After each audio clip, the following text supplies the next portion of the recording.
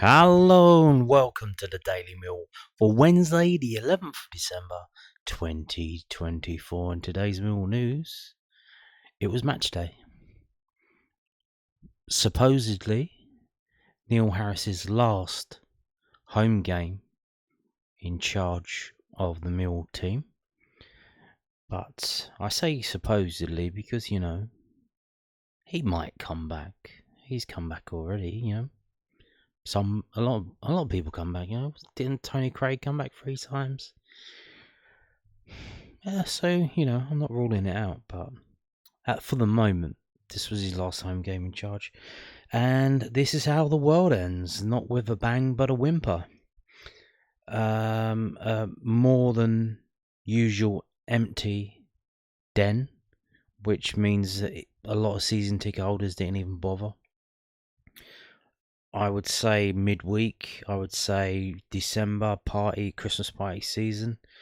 I would say they probably presumed that we would get heavily beaten today by the league leaders, and that wasn't the case. We did lose, and we lost 1-0. It wasn't, it was moments of incompetence, especially the one that led to the goal.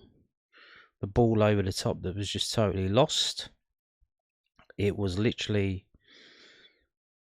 a ball that went probably 100 yards? Probably 100 yards up in the air and 100 yards forward. And Joe Bryan just let it go over his shoulder, lost it in the air. Don't know if these new lights, maybe the new lights blinded him. He got blinded by the lights. And their player was away, crossed it in, and then a geezer who hasn't scored for 2 years scored, and by the end of the game, we were still going for it. We had our moments, and shout out to Japhet Tanganga. Japhet Tanganga was absolutely outstanding. It felt like he stepped up. It felt like he showed some leadership, that he tried to make something happen. Not only in defense, rock solid, but going forward as well, trying to score that goal to take it back to 1-1. It just didn't happen.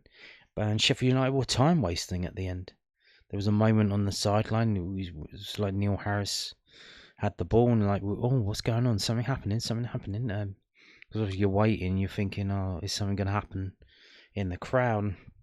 They were time wasting, and Neil Harris had the ball in his hand. He just slowly walks up to the guy, gave Sheffield United player, gave him the ball, and then I think he said something, and then their player, I think he said something back, and then their manager, Chris Wilder, said something, but it wasn't like blatantly like shouting and being overly aggressive. But I don't know if that's because they just toned it down because of the situation with Neil Harris, or they just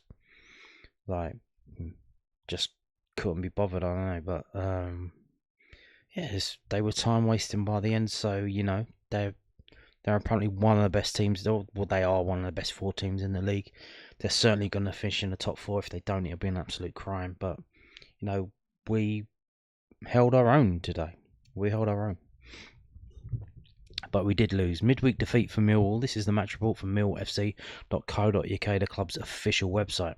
Millwall were beaten 1-0 by Sheffield United in the Sky Bet Championship on Wednesday night. Against the run of play, Ryan Brewster's goal towards the end of the first half was enough for the visitors to win all 3 points. Neil Harris drafted in. Oh yeah, this is the thing as well. We'll find out when I read out the full team. The changes that were made. Changes were made. And do we read anything into that? Does that mean anything? Neil Harris drafted in Mihailo Ivanovic to start against the Blades, with Romain Esse back from a knock which kept him out of Saturday's encounter with Coventry City. Femi Aziz and Duncan Watmore supporting the Serbian in attack. So there was no George Honeyman. Japhet Tanganga returned from his one-match suspension to replace Ryan Ledden, himself suspended for 5 bookings, with Murray Wallace keeping his place alongside him in the defence. The Lions started the night in an attacking flurry, but the first opportunity went the way of the visitors as Harrison Burrows' deflected effort went just wide of Lucas Jensen's near post. Tanganga then nodded the chance onto the roof of the net at the other end after Joe Bryan's block shot won Millwall a corner kick, before the Blades somehow failed to take the lead on 15 minutes as the ball flew across the box numerous times before finally being put over the crossbar. Yeah, that was insane, that one. It rippled the net, so they thought it was in. It's like, oh no, it wasn't. United then looked to hit Mill on the break, but some sterling work from Casper de North saw him dispossess Gustavo Hemer, who was on the march, with a perfect ball through the middle from Aziz, then reaching Watmore only for the attack to end with de North's pass into the box being ushered out for a corner. From that corner, Bryan and Tanganga worked together as the latter saw an effort tipped onto the base of the post and behind, before the other post was hit, this time by George Saville on 36 minutes as he shot on the turn hit the woodwork before Ivanovic ballooned the follow-up. SA and Aziz worked together with 5 minutes to play until the break as the former Reading man drew a save from Michael Cooper, but totally against the run of play, the Blades were to take the lead with 42 minutes on the clock as Hamer's cross was tapped home by an unmarked Brewster. The opening opportunity of the second half went the way of Millwall, but after some patient build-up play allowed SA to cross for Ivanovic, the attacker's first time hit went over. Watmore's cross was then nodded back into the box by Aziz, but cleared away, and Eze's clip into the middle was claimed by Cooper. That's their goalkeeper, not obviously Jay Cooper didn't play. Mill continued to plug away, but could not find a route through to goal, with the introduction of Macaulay Langstaff on for Aziz, giving Harris' side more firepower going into the final 25 minutes. Burrows fired wide for the Blades with 16 minutes remaining, and Tanganga had to deal with a dangerous ball across the face of the Lions box a minute later before a penalty shout for the Lions saw referee Matthew Donoghue unmoved as substitute Idomia Maku tumbled in the area. Tanganga and another substitute, Ryan Wintle, looked to force the ball home from a corner on 87 minutes but could not do so, with Tanganga's volley from Saville's corner sailing over as injury time got underway. With no further chances to note, the Lions were to taste a second successive loss following their 9-game unbeaten run. A crowd of 12,734 with 1,326 away fans. That never a crowd of 12,000. More like barely 10, maybe 9. So a lot of season ticket holders just not bothering. The team was as follows: Jensen, McNamara, Tanganga, Wallace, Bryan, de North, Saville, SA, Watmore, Aziz and Ivanovic. The subs were Wintle on for de North in the 76th minute, Imaku on for Watmore in the 76th minute, Langstaff on for Aziz on the 63rd minute, and the unused subs were Mitchell, Bradshaw, Roberts, Carl Smith, Honeyman and Harding. So there you go. We gave it a good old go. Didn't really work out. We weren't overly, we weren't battered. We weren't outplayed. To some extent, it was a pretty even game. But there you go. These are the pictures from today's game. There's de North, Duncan Watmore, Danny McNamara, Watmore again, George Saville, Watmore. Well, you know who they are. And we're back round again. So there you go. Now, what does that do? So here are the rest of the results from today's championship fixtures. Queen's Park Rangers beat Oxford 2-0. Hull drew with Watford 1-1. Cardiff lost to Preston 2-0. And West Brom, wow, they won a game. They won it 2-0. They did not draw. So there you go. And what that does is it leaves the league table looking like this. We are now winless in 5. which sounds a lot worse than unbeaten in 10. But, like I said before, you need to win to go up the table. You need to string some wins together, which Portsmouth and QPR certainly do. And QPR have done something because they've turned it around, and they are out of the relegation zone now. And there you go. So we stay in 13th. We still have a 3-point cushion to the place below us, which is occupied by Preston, and then on goal difference below them is Luton. So either of those, and we've got a positive goal difference. So Preston could overtake us at the weekend if we lose heavily and they win heavily. But, for all intents and purposes, we won't be going down the table within the next couple of weeks. Now, looking up, there is now a 6-point gap between us and Watford. 6-point gap. Not only that, but there are 4 teams ahead of us that fill that 6-point gap. And that's just to Watford in 8th. Then it's a 7-point gap to West Brom, who are in that final playoff place that you would think that we would be chasing. But, I did have a thought the other day. With all the talk of plans and strategies and things that the club's doing and what they want to do, getting promoted would be an absolute wrecking ball for all of those plans. So are they really trying to do that? Are they really trying to get promoted? Because at the moment, I think we've only got 2 Premiership players in our squad. That's Japhet Tanganga and Romain Esse. You genuinely need 11 if you want to have any chance of staying in the league. Hopefully you get more than that. But,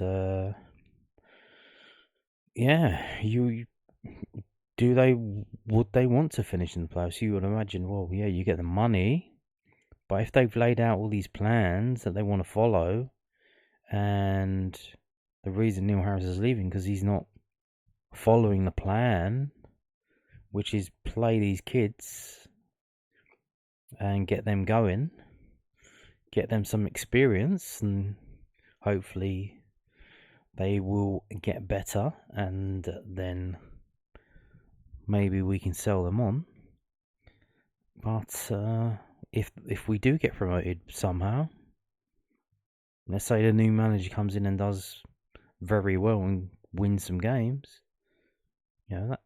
that's going to be an absolute disaster for all these carefully laid out plans. But that doesn't appear to be happening anytime soon. We do need to win a few games soon. We are, like I said, we haven't won a game in 5. It would be nice if we went to Middlesbrough on Saturday and won, because that is Neil Harris's, technically his last game. Like I said, maybe he might come back. Who knows? But we'll see. We will see. Sheffield United, obviously, they were incentivised to win today, to go back top of the table, and they are top of the table. So there you go. That's the table. Now, some post-match comments from the departing Neil Harris. From the SouthwarkNews.co.uk, Mill boss after 1-0 loss to Sheffield United. I thought we were the most dangerous team who joined the 90 minutes, but said Lions lacked killer instinct. Indeed. Ivanovic had a few chances that he put way over the bar. I don't know, a bit nervous, the occasion or what, or obviously probably not easy for him. He's got this €3 million price tag on him, and there seems to be some kind of power play behind the scenes that he's in the middle of. He's piggy in the middle between Harris and Gallen and whoever else, that he's not being played, and he finally gets thrown in and gets a start against the best team, or one of the best teams in the league, and he doesn't hit the ground running, It would have been good if he did. That would have been outstanding. But obviously, you know, that suggests that you need to work on your character. You need to have the spirit of, okay, let's fucking go. Let's go. You know, devil may care. Let's go. Let's do this. And I don't know if he was a bit nervous, but nervous about what? Scoring goals? Being a hero? Yeah, well, that's really scary. That's absolutely scary. You know, you had 2 really good chances, and you put the ball over the bar. What's to be nervous about? You get the ball, you shoot it towards the goal. It might go in, might not. Hey, piece of piss, isn't it? Really? There's absolutely nothing to be nervous about. So, let's get into this. Neil Harris said his side were the most dangerous team throughout the 90 minutes. I don't know if you can hear that. There's a fox outside. It's very cold and they are very loud. Ginger bastards. Neil Harris said his side were the most dangerous team throughout the 90 minutes during Mill's 1-0 loss to Sheffield United earlier tonight and attributed the loss to a lack of killer instinct. The Lions posed a constant threat throughout the first half, hitting the post twice, but were undone by a lapse of concentration before half-time. Oh, you don't mention who that was then? Don't mention it. Which allowed Gustavo Hammer to run in behind Mill's defence and square it to Rhian Brewster to tap into an empty net. Well, it wasn't exactly empty. Harris thought the Blades' ruthlessness was the difference maker on the night. Oh, Sheffield United have got some really good players, and I thought they controlled the ball really well. I thought we were the most dangerous team, throughout the 90 minutes. But that's the difference, and that's why teams like Leeds and Burnley and Middlesbrough are a very good side as well. And Sheffield United are top sides, because at the top end of the pitch, it makes a difference. And ultimately, that's where the games are won and lost, in both boxes. We just didn't have the, the killer instinct or the quality to find that moment. We did against Leeds and we did against Burnley, and we should have beat Sunderland. So we've added it here, and just tonight we didn't. Sheffield United now sit at the top of the Championship after tonight's result, and Harris was impressed by how manager Chris Wilder had them playing. All the top sides have got good players. Sheffield United got real experience, in the leader, a top bloke in Chris Wilder, a successful manager, which is a big help. They can do it at both ends of the pitch. The top end of the pitch, they're really free flowing and have quality. At the back end of the pitch, they're really aggressive at defending their box, and that's what gives them, a slight edge on everybody else, and bloody good on set plays as well. Indeed. So we got this, obviously, doing press after the game gives them an opportunity to ask him to talk about what happened. So we got this from the londonnewsonline.co.uk. A privilege and a pleasure. Neil Harris on right time to be stepping down as Mill head coach. Neil Harris has described it as a privilege to be the Mill head coach after his final home game in charge. We broke the news on social media. Okay, relax. On Tuesday that the clubs, well, technically you didn't, because somebody leaked to Snapchat. Is that what it's called? Snapchat? Snap? Oh, I'm not down with all the kids' stuff these days, Snapchat, I think it's called. Somebody leaked that from someone called like James Posiardo or something, and he said, "Oh, my dad's mate." No, my dad's is mates with Harris's agent, and he's handed in his notice. And a picture of that got put up on Twitter the day before it was announced. So there was that, and that turned out to be true. So technically, he broke it. But the club's all-time record goal scorer was stepping down from his position. Harris has not left immediately and took charge of the team for tonight's 1-0 loss to Sheffield United, and will also be at the helm on Saturday at Middlesbrough. There was to be no happy den ending for Harris, as Rhian Brewster's first half goal saw the Blazers leave SE16 with maximum points. George Saville and Jafet Tanganga both had efforts which hit the uprights in the first half, with Femias also seeing an effort kept out by the legs of United goalkeeper Michael Cooper. But in the second period, the hosts were unable to break down their opponents as they suffered back-to-back home losses. And Harris said, obviously, I'm disappointed in the outcome, as Millwall manager in my final game at home, but just in general, it's been a tough 48 hours for everybody.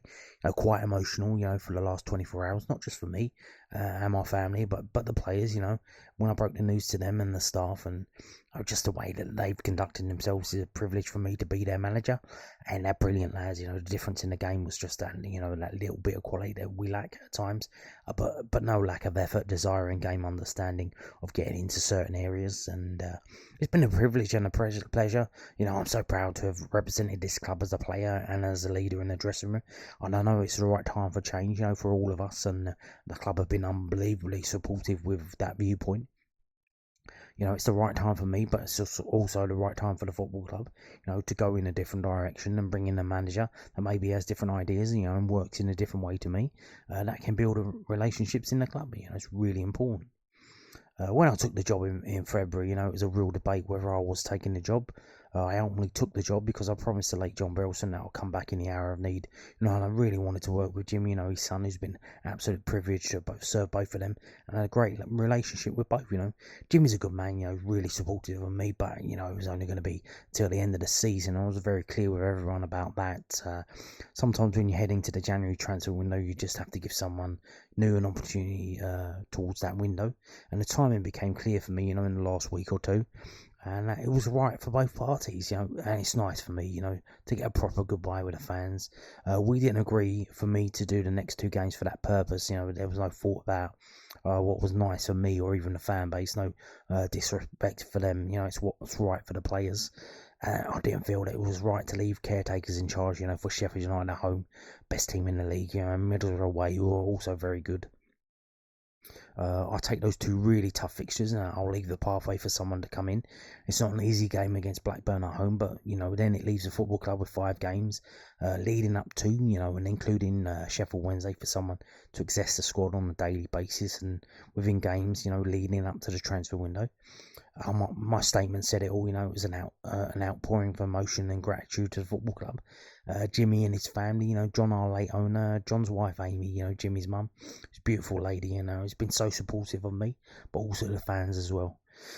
The last few weeks have seen everything, that Mill fan base and the legend at football club, how we can support each other, have a tiff and love each other, and that's brilliant.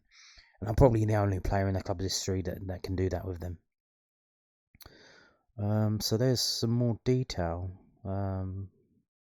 really, but not really saying much. Saying a lot, but not saying much. So, he's still here. Still got one more game to go. Saturday, 3 o'clock at Middlesbrough. But obviously, there is discussions going on, apparently. This is from Football Insider, and they've got an exclusive, apparently. Mark Robins in contention to be new Mill manager. Okay, let's read this and see where they've made it up. Mark Robins is in contention to become the new Mill manager at Millwall. So he's in contention. Well, he's out of a job, so you can imagine he's on free compensation. But the way it works now is what they do. So they don't give the guy a lump sum and tell him to F off. What they do, I think they carry on paying your wages until you find a new job. There's some kind of thing like that. So the payment that they give you to go away, it's like alimony. Like they pay it to you as long as you're out of work, and then once you got a new job, you're like, oh yeah, well they're gonna stop paying you because you're getting a new job now. So some weird things like that. I don't know how it works, but so apparently the Lions fans hold talks with the 54-year-old who was sacked by Coventry City last month. Millwall's Neil Harris has announced he will be leaving the club after the clash against Middlesbrough on Saturday, 14th of December. The club currently sit 13th in the Championship, also face Sheffield United today. Harris quits Mill for the second time, having previously spent between 2015 and 2019 at the Den. He returned in February 2024 and steered the club away from relegation last term, but according to Chairman James Berylson, felt it was the right time to step down. Robbins, who was sacked after almost 8 years in charge at Coventry, is now in contention to replace Harris. The Sky Blues legend led the club to 2 promotions after rejoining 2017 and also oversaw a run to the FA Cup semi-finals last season. How did they have 2 promotions? They were in League 2, were they? I thought they were in League 1. Did they go up and come back down? Did they go up to League 1, get relegated and come back up again? Don't know what's going on there. He has a wealth of experience in this championship, winning 118 of his 348 matches in charge in the second tier. It's obviously that's decent at this level, I assume. Was that like just under half? Or no, it's actually a bit under half. Half would be 160 wins, which is insane. 50% win rate is insane. It's usually around, I would say a good win rate is 38, 37. So, yeah. His Coventry side came within a penalty of reaching the Premier League in the 22-23 campaign, but it was Luton Town who were instead promoted in the Wembley playoff final. So yeah, they got to the playoff final and he nearly did it. And he didn't. So Robbins left the club 17th in the championship table and has since been replaced by ex-Chelsea and Everton boss Frank Lampard. And then that's it. So what is exclusive? What are they talking about? Sources have told Football Insider that Mark Robbins is in contention to become the new Millwall manager.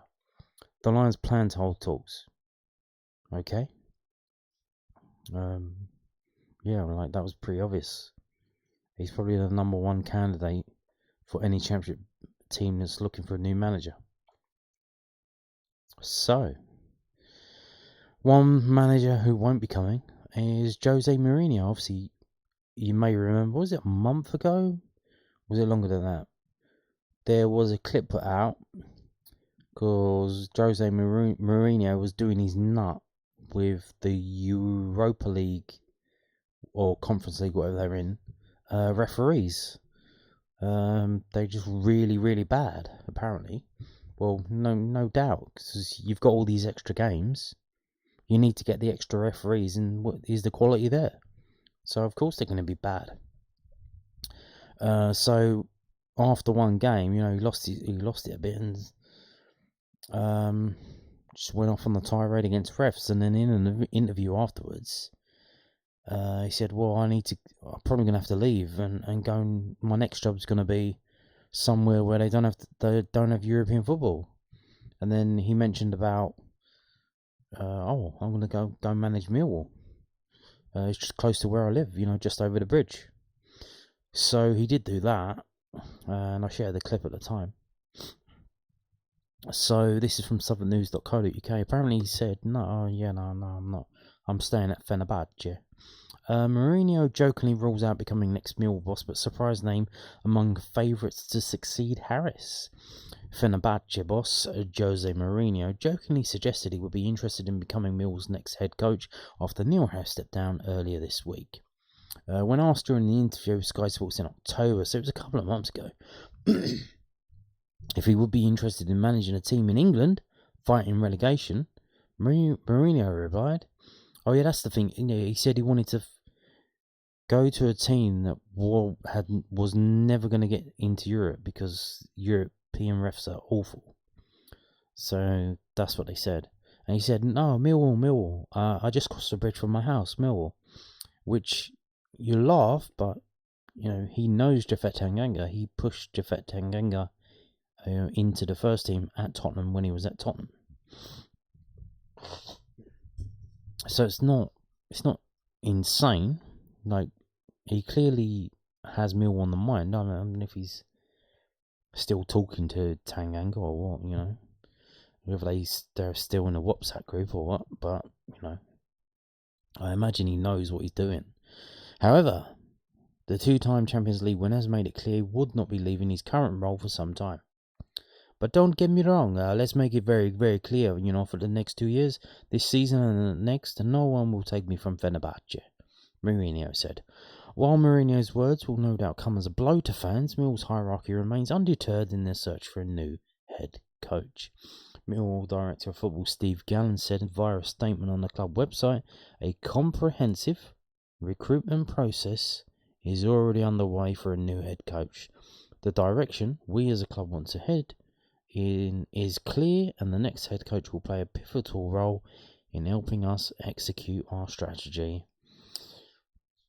While Mill have yet to comment on the next appointment, they haven't even said what's going to happen. We all assume, Adam Barrett's going to come in as caretaker again, if needed by, for this Christmas, before Christmas game against Blackburn Rovers. But in the lead is Steve Cooper, which is a joke. He's a Premier League referee who was recently fired by Leicester City after a streak of 5 games without a win. Other names in the running include former Coventry City manager Mark Robbins, ex-Charlton boss Michael Appleton, and former Plymouth Argyle and Stoke head coach Stephen Schumacher.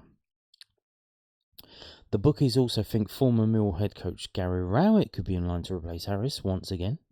Rowett was appointed to the role in October 2019 after Harris ended his first stint and remained in charge until October 2023 when he left the club by mutual consent. Okay. Now we're going to finish, not with this, but this and the next one, by talking about the under-21 game. So we got this from millfc.co.uk. So Mill under-21s defeated Ipswich Town 3-0 in the Professional Development League at Cameron Road on Tuesday afternoon. I told you about this already, but it's more details. Frankie Baker, Penn, Cavalli Haywood and Rafik Lamptey were on target as Kevin Nugent's side maintained their unbeaten home record in the 24-25 season. After a goalless first half, Baker opened the scoring from the spot after sterling work from Alfie Massey drew the foul. That was followed up by Abdullahi Abdulaziz's cross before being converted by Haywood at the back post before the impressive Lamptey robbed the Tractor Boys goalkeeper of possession late on to guide a third into an empty net. Mill's under-21s now break for Christmas and New Year period. Well, that's all right for them, isn't it? And their next fixture taking place on Tuesday the 7th of January 2025 as they travel to Queen's Park Rangers, which, that might be changed. It's a long way away, so before then I'll tell you. At the moment it's due to be played at a stadium which I think is Hayes and Yeddings ground, and it's a night game. It's 7 p.m. kickoff, so I'll let you know all about that if it happens. So the team was as follows: Adai, Beaumont, Drake, Massey, Taylor, Dyer, Kendall, Lamptey, Celestine Charles, Baker and Haywood. The subs were Forbes on for Dyer in at half-time, Abdulaziz on for Kendall in the 59th minute, and Whitby on for Lamptey in the 88th minute. The unused substitutes were George Evans, the goalkeeper, and Mansour.